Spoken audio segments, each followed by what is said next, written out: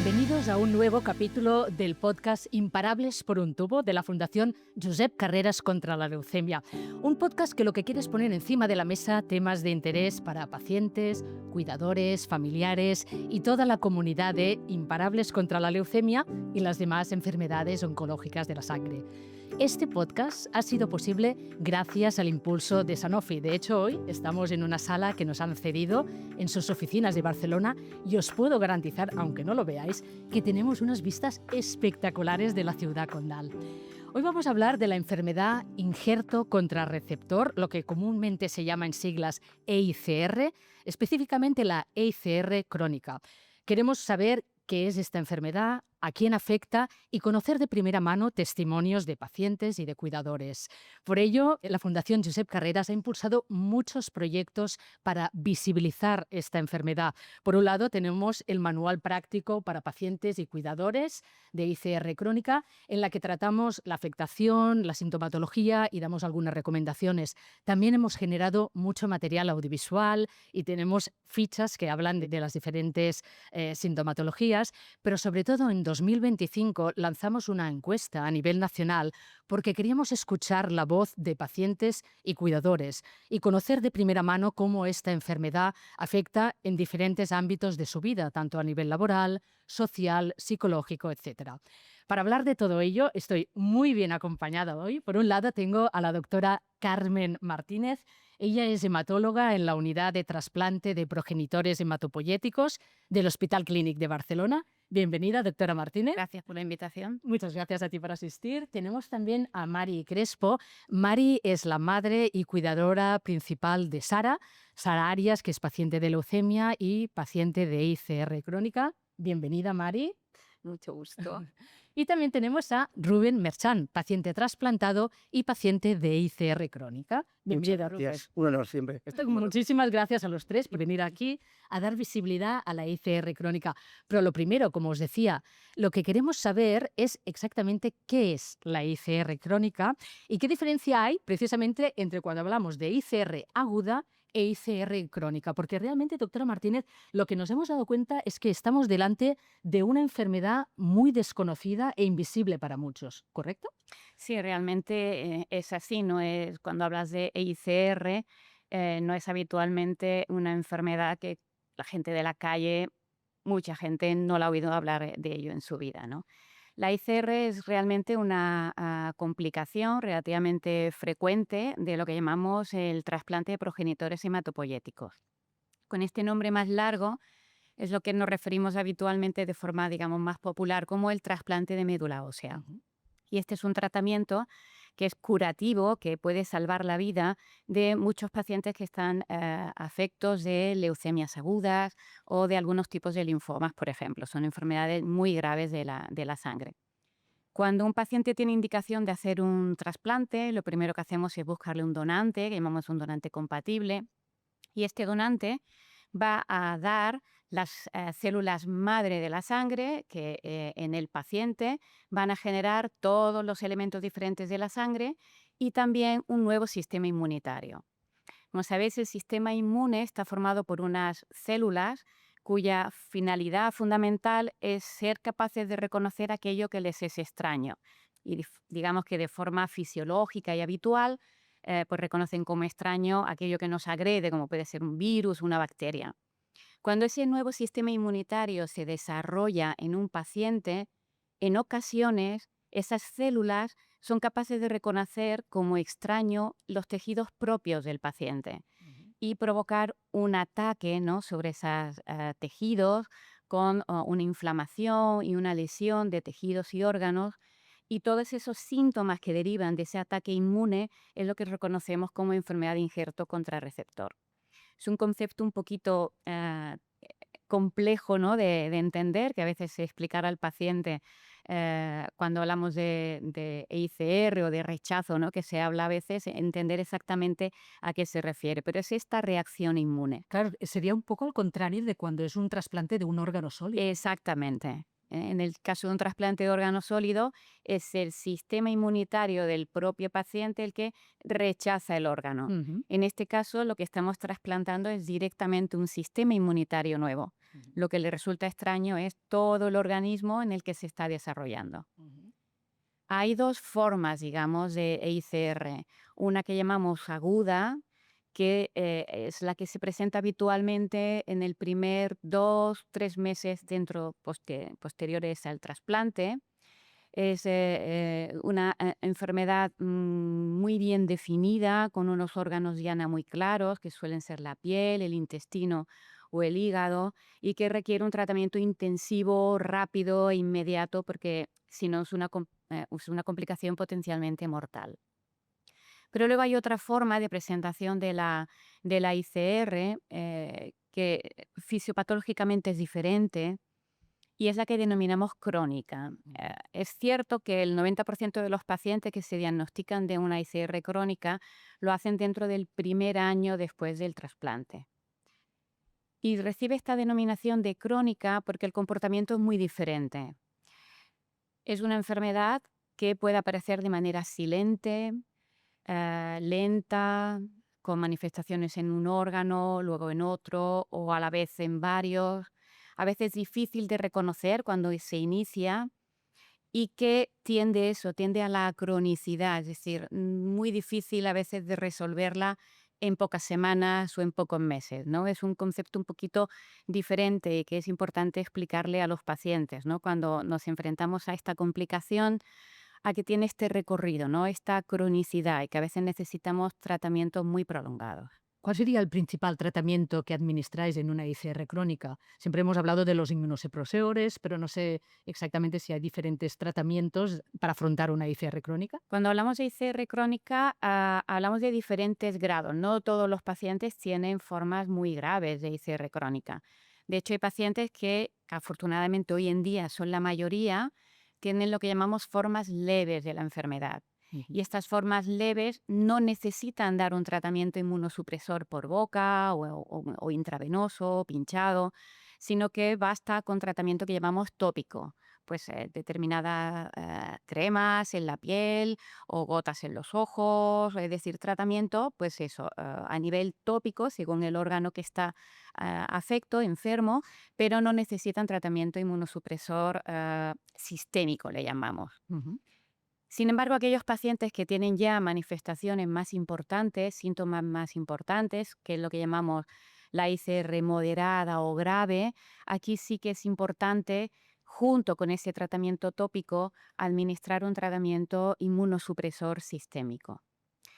Y es importante saber que prácticamente el 80% de estos pacientes que requieren tratamiento sistémico van a necesitar a lo largo de su vida más de un tratamiento. Esto es un poco refleja también esa cronicidad que antes he explicado. Esa carrera de fondo, ¿no? Exactamente. Mira, justamente cuando estábamos preparando este video podcast, a veces surgen estas casualidades maravillosas, y es que Rubén Merchan es paciente de la doctora Martínez. Así es. Esto fue de repente, digo, no, pues yo lo trato y digo, hombre, mira que el mundo es pequeño. Rubén, explícanos en tu caso cuándo te diagnosticaron el linfoma y cómo fue todo el proceso. Pues bueno, yo me dedicaba al tenis profesional como jugador desde bien pequeñito, que tengo uso de razón, pues voy andando con una raqueta en la mano. Y a los 17 años, en un buen momento de mi carrera, pues me diagnosticaron con este problema. Claro, yo no sabía a lo que me enfrentaba y de la noche a la mañana pues me apareció un bulto muy grande. Me fui a dormir y a la mañana siguiente de repente me miré al espejo y tenía una masa muy grande en el cuello y bueno, empezamos a las pruebas de ir al hospital, análisis y diferentes, pues eso, pruebas para ver qué teníamos, ¿no? Hasta que me hicieron una biopsia y ahí ya saltó la alarma, saltó la noticia. Pero claro, yo era muy joven, ya con 17 años, no sabía lo que era un linfoma de Hodgkin, no sabía si era grave, si en 3 semanas podría estar bien. Mi primera pregunta fue, bueno, para mí lo más importante es poder seguir jugando profesional. Es mi carrera, es mi ilusión, mi sueño. Entonces, cuando ya el médico me dijo, no, chaval, te vas a tener que olvidar por lo menos durante un añito de tu deporte. Entonces ahí sí que me pegó un shock importante. Luego, claro, empezamos los tratamientos de quimioterapia y ya vi que la cosa no era una gripe cualquiera. Pero bueno, tuve la suerte de que me pude recuperar y hice remisión completa en más o menos sí, los 7-8 meses que duró la quimioterapia y pude volver a mi carrera, aunque me costó muchísimo trabajo porque ya venía de una debilidad importante, pero en cuestión de un añito me puse muy en forma y volví al circuito profesional. Pude jugar 2 años más o menos, conseguí colarme entre los 500 mejores del mundo. ¡Wow! Bueno, Se dice pronto, ¿eh? se dice pronto, es mucho trabajo, es un nivel ya importante ya para volver al circuito y subir a los puestos de arriba, ¿no? Que es donde uno se puede ganar la vida. Pero bueno, a los 18 volví, a los 20, 21 me volvieron a dar la noticia de que tenía una recaída. Fui a pasar un control de los habituales y yo me notaba unos pequeños ganglios, pero digo, no será nada, una inflamación, cualquier infección. Pero el doctor me dijo que Todavía no estabas con la no, Martín. no, era Todavía no os habías encontrado. mi primer doctor y no se quedó tranquilo, entonces volvimos otra vez a las pruebas, al final decidimos biopsiar y me dieron la noticia de que era una recaída de la enfermedad. Luego resultó que estaba más por el mediastino, pero claro, yo estaba perfecto, yo ahí sí que no noté nada, No tenías ningún tipo de síntoma. estaba en plena forma, no noté nada, casi mejor no habría preguntado, ¿no? que eran aquellos garbancillos. Pero bueno, la segunda vez entonces me volvieron a dar tratamiento de quimioterapia y entonces buscar una solución de a ver si funcionaba el autotrasplante. Me sacaron mis células madre y después del tratamiento de quimioterapia ingresé en las cámaras, ¿no? que hizo la fundación exactamente. Y ahí estuve un mesecito y medio con el tratamiento de quimioterapia, luego la inyección de células propias, que ahí no rechacé, evidentemente eran mis células, pero sí tuve graves consecuencias de mucositis y bueno, malestar, lógicamente, pero me recuperé súper rápido también y ya decidí dejar de jugar, ya tenía 21, 22 años y ya vi como muy duro volver a ponerme en forma, volver al circuito, entonces dije, mira, una vida más tranquila, voy a empezar a probar, a ver qué me gusta. Bueno, entonces probé el ser entrenador, la parte de fuera de la pista, ¿no? Y después la verdad que me encantó enseñar, transmitir mi experiencia, tanto en la vida tenística como en la vida en general, y me encantó y empecé por ahí, pero bueno, al cabo de 2 años otra vez tuve la mala suerte de que volví a recaer. Entonces ahí ya sí que no vi portería, ¿no? Como se suele decir, digo, entonces, ¿qué va a pasar ahora? ¿Qué solución hay? Entonces me explicaron que estaba la posibilidad de un trasplante de médula que no fuera mío, porque mis propias células pues eran las que producían, ¿no? Esa enfermedad. Entonces mi familia no era compatible conmigo, por desgracia, y ahí tuve ya, pues eso, ¿no? La incógnita de qué va a pasar ahora. Tuve la grandísima suerte de que gracias a la fundación pues me encontrasteis un donante, ¿no? Y bueno, el día que me dieron la noticia, Rubén, tienes un posible donante, ¡buah! Se me encendió la bombilla de, bueno, hay vida, hay esperanza, ¿no? Y bueno, empezamos el proceso del trasplante, ¿no? Ingresé, igual que el autotrasplante, empezamos con la quimioterapia y bueno, no fue tan duro como el autotrasplante en mi caso, porque el autotrasplante producí una mucositis terrible y lo pasé muy mal. No fue tan duro la experiencia, son 2 meses que en el hospital. Lo duro fue el después. Que luego trataremos. Exactamente. Sí. Luego Como ha analizaremos. comentado la doctora, empecé con un rechazo agudo en la piel, como muchos granitos, muchos picores, bueno, muchas complicaciones, fiebres, ya no me acuerdo. Hongos también por la boca, bueno, pero se iban solucionando. Digo, bueno, pues tampoco es tan duro, como dicen.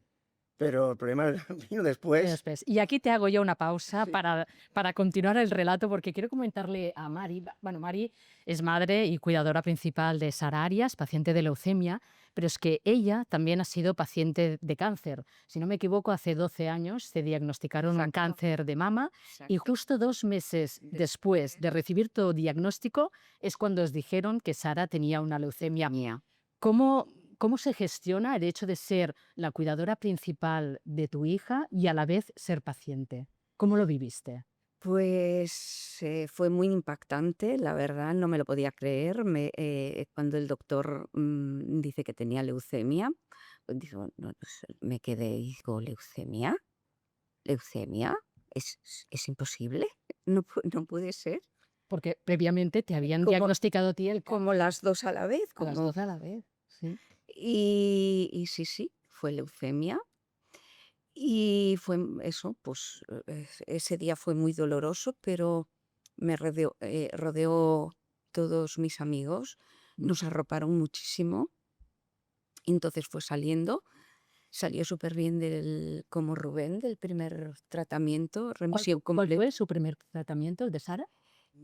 Las Primero quimios empezasteis con del quimioterapia. Sí, Ujú. eso, el primer mes ingresada en el Hospital del Mar Ujú. y con esos tratamientos tan bestias de matar, digamos, todas sus... Pero claro, tú también estabas pasando por tu Sí, cáncer. ¿Cómo fue esta cronología, no? Porque era simultánea. sí, ¿Cómo lo gestionabas? estuvimos muy compenetradas. ¿En qué sentido? Yo me sentía bastante bien, muy bien, la verdad. Yo pasé como a un segundo plano. Para mí, yo no tenía nada, era ella. Me pasé todo el mes con ella durmiendo en el hospital, o sea que yo me sentía físicamente muy bien. Y estábamos compenetradas en el hecho de que a ella le dan el alta y a mí me ingresan, porque tenía un bajón de defensas. Ella estuvo unos 3, 4 días en casa y yo unos 3 días ingresada creo que estuve. Y entonces volvimos otra vez. Yo estuve en San Pau y entonces volvimos otra vez porque ella le dieron otra segunda quimio de consolidación. Ujú. Y entonces de ahí ya nos han dicho lo del trasplante, Aquí ya os comentaron que sí que debía someterse a a un un trasplante. trasplante En su caso, de donante no emparentado. no emparentado, Ujú. porque tampoco, ella no tiene hermanos y en la familia tampoco había Ujú. esto y vosotros le buscasteis un donante. Y entonces ya eso se pasó para San Pau, porque en el Hospital del Mar no hacían trasplantes en aquel momento. Y eso todo fue muy bien, genial. La verdad es que todo fue pasando la mar de bien. Ella lo pasó muy mal también en todo lo del trasplante y eso. En la preparación para el trasplante. Exacto. Esto fue en agosto. En diciembre tuvo ese pequeño H de estómago para finales de diciembre. Ujú. Y también lo superó muy bien. Empezaron como sus miedos. Ya, Empezaron de sus pensar de miedos. cómo andaría el tema. Sí. Claro, un poco lo explicaba Rubén, ¿no? Rubén, pasas el trasplante y de repente te tienes que afrontar a un nuevo diagnóstico, el de una ICR crónica. ¿Tú habías oído hablar de esta enfermedad antes o durante el proceso del trasplante? Bueno, en su día me explicaron que lo que buscaban era que hubiera un rechazo controlado para poder erradicar la enfermedad, pero bueno, claro, uno no imagina, tampoco te van a explicar todo lo que te puede pasar. Claro. Entonces uno no imagina qué es lo que puede pasar y digamos que pues se fueron poniendo solución a los problemas que iban surgiendo. Pasa que esos problemas se fueron alargando durante el tiempo y iban saliendo más y más. Y claro, uno no sabe hasta dónde puede llegar. Claro, porque doctora Martínez, aquí viene la duda, ¿no? De en qué momento tenéis la certeza de que podéis dar un diagnóstico de que este paciente tiene una ICR crónica, ¿no? ¿Qué dificultades hay hasta llegar a poder decir este diagnóstico? Bueno, esta es una enfermedad que, bueno, también comentarán seguro después, que puede afectar a muchos órganos, ¿no? Es verdad que de los más frecuentes serían la piel, pero en la piel el abanico de lesiones que pueden aparecer es tremendo, es súper heterogéneo Ujú. y no siempre específico. Es decir, pueden ser lesiones que pueden deberse a ICR, pero también a muchas otras cosas, Claro. ¿de acuerdo? Puede afectar a los ojos, con sequedad ocular, puede afectar a la boca, también provocando mucha sequedad en la boca, con ulceraciones. puede afectar al pulmón, puede afectar al intestino, es decir, realmente puede tocar multitud de órganos, ¿no? Cuanto más órganos, pues hablamos también de mayor gravedad. En cualquiera de estos órganos no hay ningún síntoma que, digamos, sea súper específico de la enfermedad, ¿no? Y que por sí solo podamos decir es una ICR, ¿no? Sino incluso muchas veces pues pueden ser debido a una infección. Esto es muy típico en el caso del pulmón. Muchas veces es difícil de diferenciar entre una infección concurrente o que el paciente está iniciando una ICR. A veces, para colmo de males, pueden ocurrir las dos cosas a la vez, con lo cual es muy difícil de diferenciar una y otra, ¿no? No tenemos, desafortunadamente, datos en los análisis, ni tampoco unas pruebas radiológicas ni diagnósticas que nos digan, es esto, ¿de acuerdo? Que nos faciliten un poco el trabajo. De esta manera es un poco el ojo clínico, ¿no? Y el conocer a muchos pacientes trasplantados y de qué va la enfermedad que nos permite pues llegar al final a un diagnóstico. Fijaros que si esto es complejo realmente, que hasta no hace mucho tiempo había cierta mayor dificultad a la hora de diagnosticar o de que un hematólogo de Barcelona hablara de lo mismo que un hematólogo de París, para que me entiendas. Pero fue hace unos años cuando se reunió un grupo de expertos a nivel internacional en ICR crónica y se establecieron unos criterios que llamamos diagnósticos. Y esto fue muy importante porque nos ha permitido poder diagnosticar con más facilidad y además todos los hematólogos utilizar los mismos términos y los mismos criterios de diagnóstico. Y eso ha sido un punto clave porque además ha permitido el desarrollo de ensayos clínicos con tratamientos que puedan ser eficaces para esta enfermedad. Y mientras que años atrás no teníamos ningún fármaco realmente aprobado específicamente para tratar la ICR crónica, hoy en día sí que ya hay en Estados Unidos, por ejemplo, 4 fármacos aprobados para el tratamiento específico de la ICR crónica. En el caso de Europa todavía solo tenemos uno de estos 4 aprobados, pero sí que ha sido un avance importante. Es decir, el diagnóstico, en resumen, es complejo, no es sencillo, requiere una expertise, una experiencia por parte del equipo que hace el diagnóstico y el manejo de los pacientes, y hay actualmente unos criterios que permiten diagnosticarla con más facilidad y que han permitido el desarrollo de nuevos fármacos, y eso yo creo que es un punto muy esperanzador. Claro. Rubén, ¿tú qué síntomas y afectaciones has tenido o tienes a nivel físico derivadas de la ICR crónica? Pues tendría que sacar la lista, por desgracia. La que mejor me conoce y sabe Claro, todo mi la DNI doctora. es mi doctora. Pero bueno, al principio, después del trasplante, como iba con los inmunosupresores y con muchísima corticoide, pues no tenía tantos efectos secundarios, pero de repente me fueron retirando la medicación y de repente se me cayó el pelo. Yo con mi melena recuperada y todo feliz, se me cayó el pelo, me empezaron a salir manchas en la cara, en la piel, en la cabeza, endurecimientos, y me empezaron a decir que era el ICR, ¿no? Claro, yo no entendía nada, entonces que volvían a ponerme otra vez los corticoides, me lo volvían a quitar, me volvía a aparecer otra cosa. En mi caso, la cuestión estética, al final es una cuestión estética no tener pelo, pero luego me afectó también pulmonalmente. De repente, como dice la doctora, ingresé varias veces por neumonía, no sabíamos si era rechazo, tuve varios ingresos que yo ya tampoco recuerdo qué fue, si fueran las neumonías que cogí o el ICR, lo que me redujo la capacidad pulmonar. Imagino que también la debilidad, ¿no? Atacó al pulmón y pues actualmente pues tengo una capacidad reducida de algo menos de un 50%, pero bueno, yo trato de cuidarme lo máximo posible para poder vivir con ese 50% lo mejor posible. ¿Qué más? Tengo la sequedad ocular también bastante extrema. Cuando no duermo bien, pues los ojos se me ponen como muy súper rojos y me pica muchísimo. Sequedad en la boca, mucho. Se me han caído todos los dientes, por desgracia. Ahora estoy como mi bebé, sin dientes, y llevo un par de años en proceso de intentar ponerme implantes y que cuajen bien, que no rechazar. Bueno, tengo una buena movida en la boca. Pero bueno, lo de la boca, al final, después de todo, es más doloroso para el bolsillo que para la boca. ¿Qué más tengo?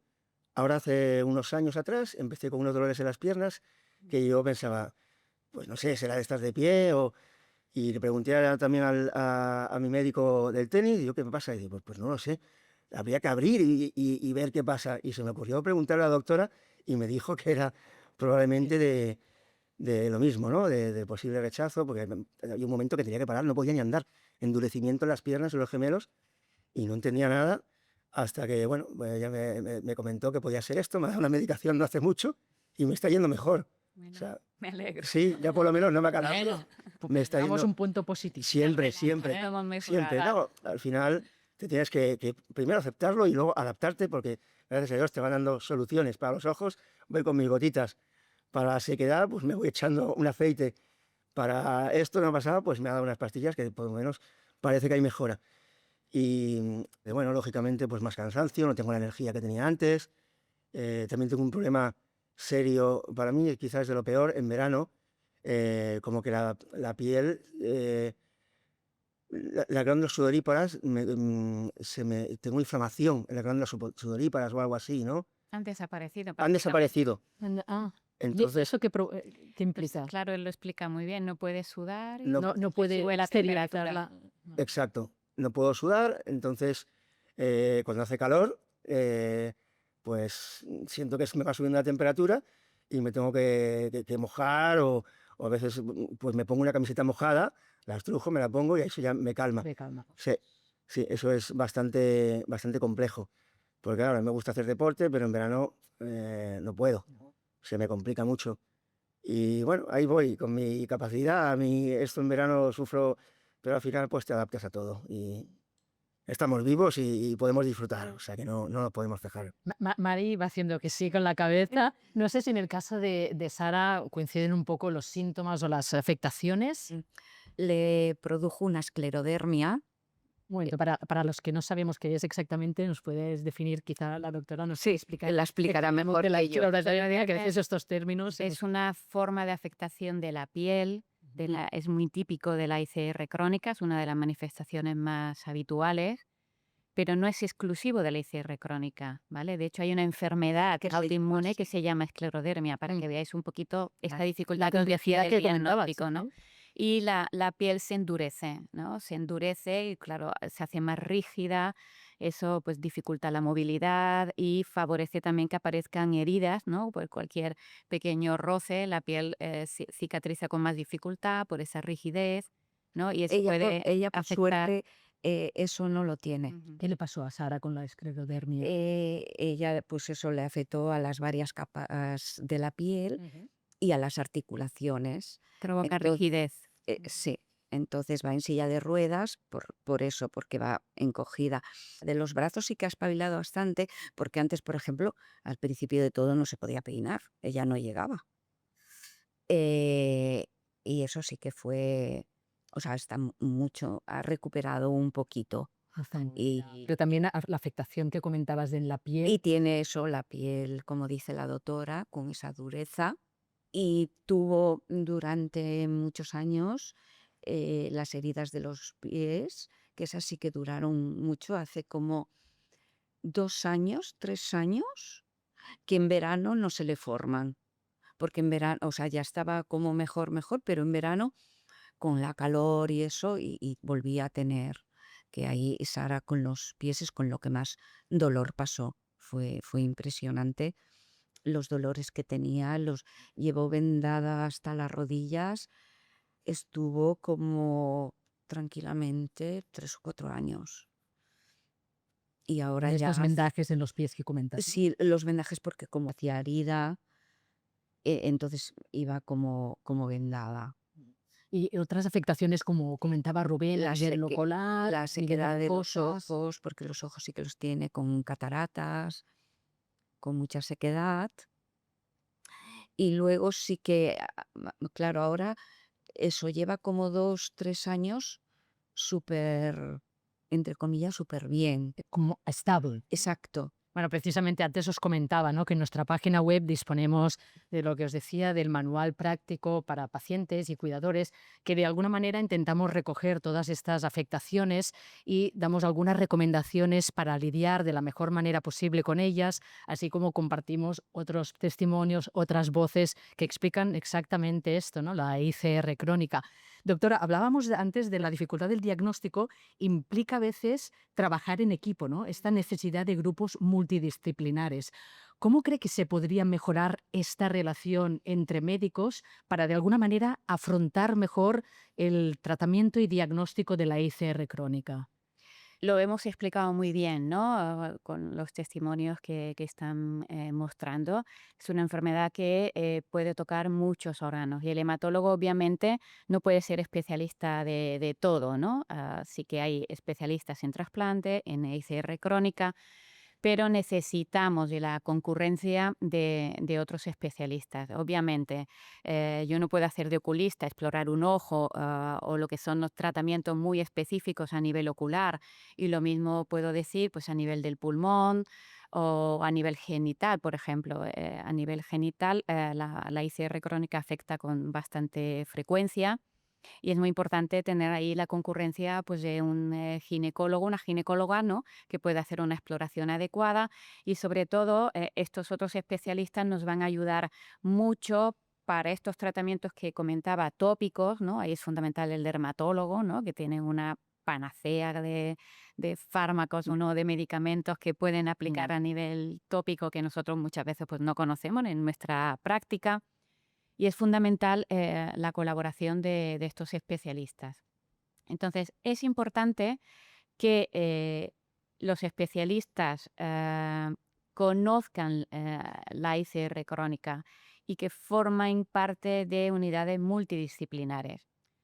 Porque esta es una enfermedad rara, muy poco conocida, la gente no lo conoce, pero es que incluso la profesión médica tampoco la Hay conoce. desconocimiento, ¿no?, ¿Vale? de la Por lo ICR. tanto, pues un ginecólogo o un oftalmólogo que nunca ha visto un paciente trasplantado, pues nunca habrá visto a lo mejor un paciente con ICR crónica, y a veces determinados tipos de lesiones, que vuelvo a lo mismo, son inespecíficas, puede que no las identifique como tales, ¿no?, como ICR, y el tratamiento no es el óptimo. Ujú. Por lo tanto, a mí no me sirve que a mi paciente, por ejemplo, le vea un ginecólogo en pues su centro de atención primaria a chorrocientos kilómetros, ¿no?, de mi hospital, Mm. con el que yo no puedo tener ningún tipo de feedback, Claro. ¿no?, de interacción, y que nunca ha visto un paciente con trasplantado. Mm. Es importante que esos especialistas pues, formen parte de esas unidades multidisciplinares en el entorno hospitalario, donde yo estoy tratando a mis pacientes,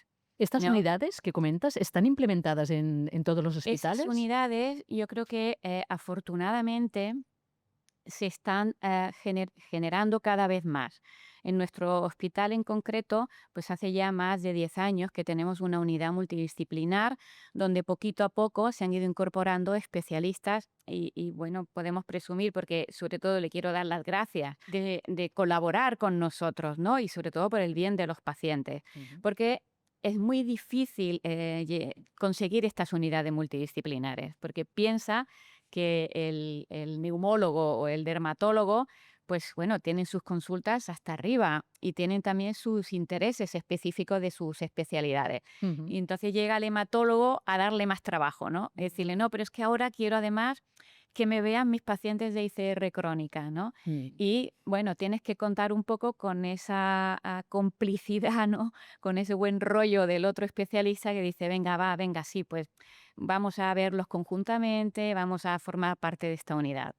Y me consta que muchos otros centros en el país ya tienen estas unidades también o están desarrollándolas. Cada uno con su filosofía, con sus déficits, sus ventajas, ¿no?, sus inconvenientes, pero esto es un punto muy importante. Yo creo que desde el punto de vista de ver las cosas de forma más optimista, ¿no?, Claro. que se ha avanzado mucho, porque este tipo de unidades hace unos años no existían, ¿de Ujú. acuerdo? Y yo creo que lo que es el trabajo de el cuidado integral del paciente se ha mejorado mucho. Y luego también recalcar que hasta ahora hemos hablado del dermatólogo, el oftalmólogo, etcétera, pero hay también un gran grupo de especialistas que es fundamental aquí. Léase el fisioterapeuta, rehabilitador y fisioterapeuta, tanto para Rubén como para la hija de Mari. Mm. Esto es fundamental, es clave, ¿no? Muchos pacientes con esclerodermia grave van a mejorar no por el tratamiento inmunosupresor, sino por un programa de fisioterapia activo, continuado, a largo término.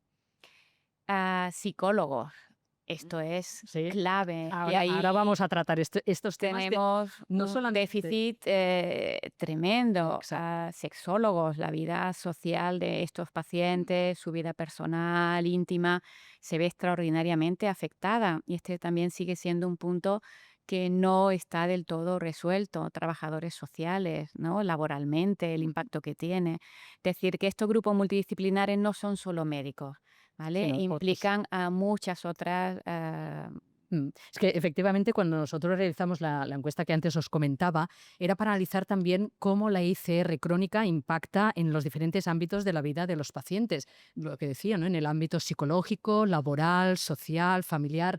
Rubén, en tu caso, por ejemplo, ¿cómo te ha impactado en tu calidad de vida tener una ICR crónica? Bueno, por desgracia tuve que dejar mi carrera, mi sueño de jugador. Y bueno, me gustaría hacer mi trabajo. Yo ahora pues me dedico a acompañar a chicos a torneos, viajar, lo cual es una cosa que me encanta y puedo hacerla. O sea, que acompaño muchos chicos a torneos y de la parte, pues eso, de entrenador, de técnico, de analizar partidos. Me gustaría jugar como jugaba antes, o por lo menos, pero bueno, oye, al final es adaptarse, aceptarlo y disfrutar, ¿no? Y luego, pues, como decías, ¿no? En mi día, pues tuve que retirarme y como no había tampoco en su momento cotizado mucho, pues fui a trabajar social. Lo miramos y me dieron una incapacidad pequeña, porque claro, yo todavía puedo seguir trabajando en muchas otras cosas, pero no como jugador. Entonces, pues eso, sí, tengo una pequeña pensión, pero miramos también la posibilidad de, no me aclaro muy bien con esos términos, creo que es una incapacidad permanente absoluta, pues, en la que no puedes trabajar de nada, pero no me quedaba absolutamente nada. Igual 700 euros me quedaba, me dijo, yo no te lo aconsejo, mejor que trabajes en lo que puedas hacer, y porque con 700 euros no vives hoy en día. Una pequeña paga, pero puedo seguir trabajando. Te has readaptado. Exactamente, y es un trabajo que me gusta, que puedo hacerlo, y bueno, pues eso, una pequeña ayuda, y el día de mañana la verdad que no lo sé, porque tampoco sé realmente cuánto tiempo voy a poder hacer este trabajo. Me van saliendo cositas de la enfermedad y ahí sí que no tengo ni idea cuánto me va a quedar y a poder vivir, pero sí, ahí tengo un problema, la verdad. Estoy tratando de cotizar lo máximo posible para que me quede lo máximo posible en el futuro. Y a nivel, por ejemplo, de lo que comentaba la doctora, ¿no? La necesidad de profesionales como psicólogos. ¿Tú has necesitado apoyo psicológico? ¿Crees que es recomendable cuando estás pasando un proceso como una ICR crónica? Sí, pues mira, la primera vez yo no necesité nada, porque era muy joven, no tenía ni idea de la enfermedad, entonces yo me tiré ahí a la piscina, y para adelante y salimos de aquí rápido. Luego la segunda ya sí, porque ya sabía lo que me enfrentaba y ahí la verdad que de cabeza me hundí y sí que dije, necesito ayuda porque esto no lo paso yo tan fácilmente como la primera. Entonces me pusieron tratamiento psiquiátrico, porque la verdad que estaba muy hundido, y psicológico, sí. Y ahí ya no lo abandoné hasta la tercera vez que recaí. Seguí con el tratamiento psiquiátrico y psicológico. Y luego ya al cabo de... Yo soy muy positivo y luchador. En cuanto salía de las recaídas, pues ya lo dejaba y abandonaba el tratamiento psiquiátrico también. Pero es fundamental, porque la verdad que no sabes cómo abarcarlo. Cuando te dan la noticia, Claro. tú te sientes que te mueres. O sea, no ves solución y no te ves con energía ni con fuerza, ni física ni mental, para pasar por eso. Entonces yo dije, mira, no me expliques más, vamos directos para allá, como si me tienen que dar hasta pastillas para estar todo el día dormido, pero necesito ayuda, necesito ayuda. Es fundamental. Por supuesto, la parte de familiar y pues eso, ¿no? De apoyo cercano, pero un profesional que te sepa entender y que tenga experiencia sobre estos casos es básico. Claro, y a nivel social, el hecho de que has pasado un proceso tan duro, ¿no? Como el autotrasplante, el trasplante no emparentado. Cuando tienes una ICR crónica, ¿notas que a nivel social, quizá por el desconocimiento, se menosprecia un poquito más de que dicen, bueno, tú ya has pasado lo peor, esto solamente es los ojos o tal? ¿Has notado que falta un poco de apoyo a nivel social por el hecho de desconocer exactamente qué es esta enfermedad? Sí, yo cuando se lo explico a mis mejores amigos, ¿no? Porque, claro, la gente que me conoce pero no son cercanos a mí, no se dan cuenta, porque yo más o menos lo llevo bien, Claro. no saben el sufrimiento que llevo por dentro. Entonces, cuando se lo explico a mis amigos y tal, pues no lo entienden. No, es algo muy complejo. La información no. Yo tampoco soy médico para darles la perfecta información, pero lógicamente no lo entienden. Pero me ven que voy tirando, tal, pues estás muy bien. Exacto, ¿no? Esto de, bueno, ya has pasado lo peor. Me cuesta lo Y mío. piensas, Me cuesta lo mío, créeme, no, créeme. claro. Y, pero bueno, que lógicamente cada uno al final lleva su vida y te ayudan en lo que pueden. Pero al final tiene que ser uno mismo, ¿no? El que se vaya adaptando y vaya buscando soluciones con el equipo médico, como decía la doctora. Oye, pues tengo mal los ojos, pues voy al oculista. Luego entre ellos ya se ponen de acuerdo. O al dermatólogo. Claro, al final tu vida también eh, se rodea de todos estos médicos para pasar consulta y poder tener la máxima calidad de vida, ir mejorando. O por lo menos estar estable. Bueno, pero a nivel familiar me consta que tienes una alegría muy grande en casa, ¿no? Pues sí, la verdad que hemos tenido ahí una buena victoria, que hemos tenido un bebé que hemos llamado Victoria, por supuesto. Sí, hombre, Esto no lo sabía. después de todo, era el mejor nombre que le podíamos dar Correcto. a nuestra pequeña. Pues sí, la verdad que es algo que yo no me imaginaba, poder llegar a tener un bebé, porque uno de los efectos secundarios es que pues, te quedas estéril después de los tratamientos, pero gracias al equipo médico pues congelamos esperma en su día, que llevaba 20 años en la cámara frigorífica y nada, pues gracias a Dios se pudo recuperar y hemos tenido mucha suerte porque a el primer intento se quedó embarazada mi mujer y llegó la super alegría de la casa. Y vino Victoria. Vino Victoria, exactamente, y súper contentos. Mari, estaba explicando Rubén cómo le ha impactado la ICR en su calidad de vida. Tú como cuidadora, ¿qué supone para ti convivir con la ICR, ¿no? Tener que cuidar a una paciente de ICR crónica. ¿Cómo te ha impactado también a nivel laboral, social, familiar? Fue muy duro, la verdad, porque estuve ingresada como unos 3 meses. Claro, estaba llena de heridas cuando ya le dieron el alta y entonces con el CAP le enviaron 2 enfermeras a casa. O sea, venían 2 porque, claro, eran tantas heridas por tantas esquinas eh, que venían acojonadas. Por cierto, le tenía que explicar yo cómo hacerlo porque aún iba bastante vendada. Y fue bastante durillo porque ese sufrimiento que ves en ella cada día fue durillo llevar todo esto. ¿Tú necesitaste ayuda psicológica en algún momento? No la necesité. Fui tirando, como dice Rubén, con lo que hay, pa'lante y a tirar y que se saliera.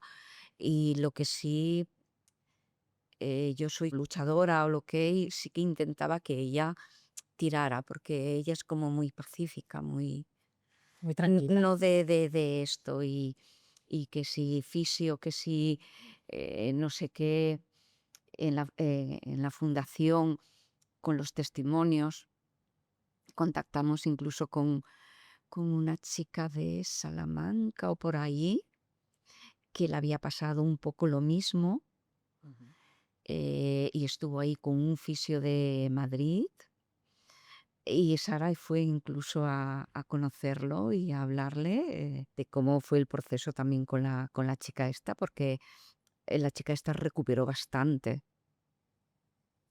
Era jinete y sigue siéndolo porque, bueno, o supongo que sí, en aquel momento, porque hizo como Rubén, daba clases. Bueno, supongo que una de las cosas más duras es ver a tu propia hija sufrir, ¿no? Que lo que me comentabas Sí, antes, y está sí, incapacitada de no sí. poder ayudar porque, claro, realmente lo está Entonces, viviendo ella en primera exacto, persona. exacto. Y entonces ahí también yo descansé un poco ya cuando pasó el proceso más duro, el tiempo ese de que venían a casa a hacerle curas, que aún duró, ahora no te sé decir cuánto tiempo, pero aún duró bastante. Luego le quedaron los pies, que eso estuvo años con los pies vendados. Y entonces con la ley de dependencia que el ayuntamiento le concedió, venía una chica cada mañana a hacerle el aseo Ujú. y eso a mí me liberó. Te dejaba un poco de Uf, espacio para ti. no, yo la dejaba porque para mí curarle los pies y peinarla era un show, porque empezaba a llorar, ¡ay, qué me tiras! No sé qué, porque no quedó calva, pero sí que tiene bastantes, y también tiene el pelo muy pobre, muy clapitas y así. Claro, y a nivel laboral, ¿cómo gestionabas el hecho del cuidado diario de tu hija con tu trabajo? Yo tuve la suerte que soy autónomo, o sea, ya no dependo de nadie, y lo tengo cerca de casa. Y la psicóloga que trataba a Sara en aquel momento, porque Sara para los psicólogos sí que tuvo, o sea, le costó mucho encontrar una que fuera. Se sintiera más cómoda, ¿no? Sí, porque las otras no conectó ella Sí. con. Y esta, la última que tuvo, que sí era una señora mayor y tenía como mucha empuje y mucho y yo creo que algo hizo y ese me aconsejó que no se me ocurriera dejar de trabajar. Ya te animaron a que tú siguieras con Sí, tu... y la verdad, porque yo lo primero que pensé, claro, Claro, es que empiezas... Sara no podía hacer nada sola Mm. en aquel momento. Entonces, y como estaba cerca, pues era como el correcaminos. Ah, tenías el negocio cerca y vas, ahora Me venga, ahora llamaba voy. y ahí va. Vale. Bueno, doctora, escuchando un poco a Rubén y a Mari, no sé si tú que conoces a muchos pacientes y cuidadores, todo lo que explican de este impacto en su vida, en su calidad de vida, no sé si es bastante común en todos ellos, ¿hay algún ejemplo que quisieras destacar? Y sobre todo, ¿qué recomendación les darías para intentar lidiar de la mejor manera por el tránsito de esta difícil enfermedad? Es complicado, ¿no? Ellos lo explican mucho mejor que yo, ¿no? Es común, evidentemente, la sobrecarga, por llamarlo de alguna manera, ¿no? Que tienen los cuidadores que tienen un familiar afecto de una ICR grave, ¿no? Porque yo quiero puntualizar también que estamos hablando en los dos casos, sobre todo en el caso de la hija de Mari, de una forma pues extraordinariamente grave de la enfermedad. Pero también quiero decir que afortunadamente hoy en día, con los tratamientos que tenemos, el porcentaje de pacientes que vemos con estas formas tan graves se ha reducido de forma muy importante y muy significativa. No quisiera tampoco que pacientes que puedan estar escuchando este podcast, ¿no? Se puedan llevar un poco la impresión de, jolín, yo voy a ser el siguiente que me voy a ver ahí, ¿no? Ujú. Cuando hablamos de ICR crónica, hablamos de un abanico muy amplio, amplísimo de manifestaciones clínicas.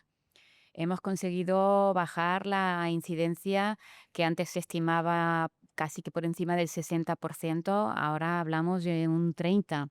Y dentro de lo que son formas graves, estamos por debajo del 20%. Ujú. Es decir, que hay que, yo creo que un poco enviar ese mensaje positivo, ¿no? De no aterrorizar, ¿no? Un paciente que a lo mejor ahora está pendiente de recibir un trasplante, de decir, jolín, yo voy a estar también en esa Claro. situación, ¿no? Mm. Es también cierto, no voy a negarlo, que desafortunadamente todavía hay pacientes que tienen formas graves de la enfermedad, ¿no? Y que hay que lidiar con todas estas complicaciones y esto. El impacto que tiene la ICR sobre los cuidadores también está estudiado y está publicado, ¿no? Y se sabe que los pacientes que tienen formas tan graves como las que estamos describiendo, pues prácticamente el 75% de los casos necesitan un cuidador continuo que se ocupe del paciente, y aproximadamente 1 de cada 3 de estos cuidadores tienen que modificar su trabajo. Ella hablaba, ¿no? Pues yo soy autónoma, lo he tenido que hacer así, asao, ¿no? Pues esto ocurre pues en 1 de cada 3, tienen que adaptarse, e incluso entre un 15 o 17% tienen que abandonar su trabajo. Es decir, eso sin duda alguna hay un impacto claro sobre la actividad laboral, y eso, la económica, la psicológica, se va, ¿no?, arrastrando todos estos puntos, ¿no? Bueno, y todos los gastos que comentaba antes Rubén, ¿no? Porque el Exactamente. tema de la boca, los colirios, hay muchísimos gastos que, por desgracia, no están amparados en la seguridad social y que van a cargo del propio paciente y de la familia en muchos casos, ¿no? Exacto. A mí me gustaría, Rubén y Mari, que pudierais dar un mensaje a las personas que nos están siguiendo y que quizá alguna de ellas le acaban de diagnosticar una EICR crónica. ¿Qué les diríais o qué les aconsejaríais? Bueno, a mí lo que me ha servido y lo llevo muy en mi día a día es que, como dice la doctora, no hay que mirar qué te puede pasar en el futuro, sino día a día. Hay que día a día ir poniendo soluciones, hay que aceptarlo y adaptarse, porque el ser humano, la capacidad de adaptación no tiene límites. Y sobre todo intentar disfrutar de cada día, porque al final estamos aquí y nos han dado la posibilidad de vivir, así que tenemos que aprender a disfrutar con lo que tenemos y bueno, y estar siempre pues muy positivo, ¿no? Buscar siempre soluciones, no rendirse y sobre todo eso, dar gracias a cada día y aprovecharlo, porque mañana ya veremos qué pasa mañana, pero hoy estamos bien, pues para adelante. Mari, ¿tú qué les dirías? Como cuidadora, también a los Sí, cuidadores de las... totalmente de acuerdo con lo que dice él, porque no hay otra, y entonces es tirar para adelante. Y diría que una cosa muy importante es que el miedo a la muerte, el miedo que tenemos, no nos deja vivir. Entonces tendríamos que apartar un poco ese miedo y, y entonces vivir el día a día aquí. Ahora que me toca esto, pues venga, ¿qué tengo que hacer? Y rodeada de mucho amor. Me gusta mucho esta frase, ¿eh? El miedo no nos deja vivir. Sí. Por el miedo a morir dejamos de vivir, pero es que es tal cual. Rubén, a mí me gustaría, que seguro que te están viendo, que les pudieras decir, si quieres, unas palabras a la persona o personas que han sido tus principales cuidadores, porque nosotros siempre creemos que es muy importante visibilizar el rol del cuidador, que muchas veces pasa a un segundo plano, pero es que son indispensables para el bienestar, ¿no?, del paciente. Totalmente. ¿Qué te gustaría decirles? Bueno, yo, sobre todo mi familia, que es la que ha estado a mi lado, ¿no? Siempre, y los que me han sujetado cuando no podía ni andar. Entonces, es que para mí, yo sin ellos no creo que no podría haber pasado y haber sobrevivido a esto, porque sí, es duro, o sea, no vamos a engañar, es una situación dura que se necesita apoyo y una ayuda de que te cuiden en ese momento. Pues mis padres, mi mujer, ahora, ¿no? Que me ayuda pues, con muchas cosas, ahora de la bebé, pues ella también se encarga mucho, mucho más quizá que yo, ¿no? Del cuidado, de levantarse por las noches.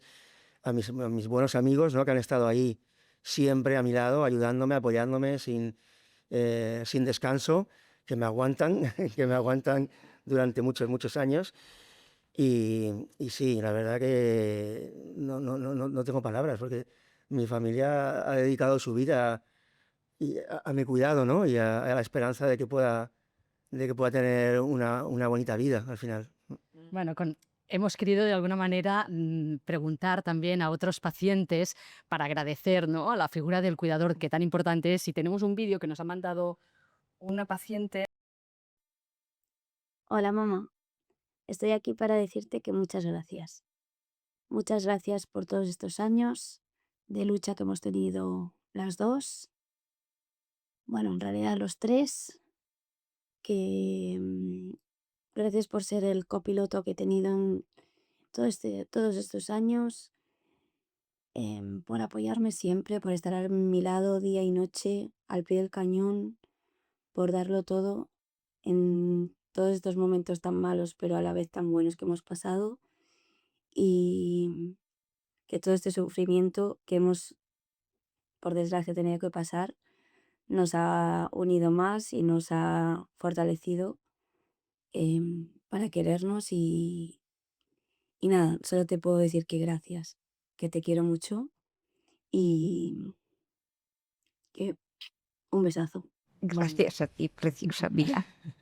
Esta era una sorpresa final que teníamos, que evidentemente Mari no se lo esperaba, ni con Pinche, con Sara, porque queríamos acabar con este mensaje, ¿no?, que tan bien habéis transmitido, ¿no?, de seguir imparables, de seguir perseverantes, determinantes y con un mensaje lo más positivo posible. Las emociones son lo que nos mueve, Sí. ¿no?, lo que nos alegran un poco la vida. Muchísimas gracias a los tres. Ha sido muy enriquecedor conocer vuestros testimonios, todas las explicaciones que la doctora nos ha transmitido para conocer muchísimo mejor qué es la ICR crónica. Recordad que podéis recuperar este video podcast y todos los demás que hemos ido emitiendo en el canal de YouTube de la Fundación Josep Carreras contra la Leucemia y también en las principales plataformas de podcast que veréis sobreimpresas en la cartela, pero como pueden ser iVoox, Spotify.